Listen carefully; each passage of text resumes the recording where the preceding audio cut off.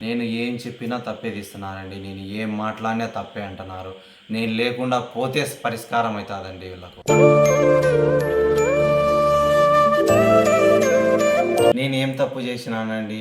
నా బాధ మీతో చెప్పుకుంటున్నాను. మీతో చెప్పుకోవడం కూడా తప్పేనా? ఈ ఛానల్ మీ తమ్ముడిది కదా! మీ తమ్ముడు దాంట్లో నువ్వెట్లా వీడియోలు పెడుతున్నావు అంటున్నారు. ఈ ఛానల్ పెట్టించిందే నేనండి. ప్రతిదీ వాడికే సొంతమా?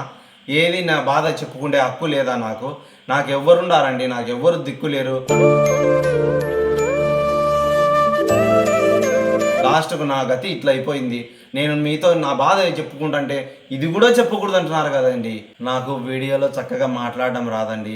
అందుకోసమే నేను నిమిషమో, 2 నిమిషాలో చేసి వీడియో పెట్టేస్తున్నాను. నా మనసులో బాధ ఎవరికీ చెప్పుకోవాలని తెలియడం లేదండి. తినాలంటే అన్నం కూడా సహించడం లేదు. బాధతో అలా అయిపోయింది నా పరిస్థితి. ఈ ఫోన్ గానీ లాక్కపోయినాడంటే వాడు నేను ఎవరికీ చెప్పుకోలేనండి.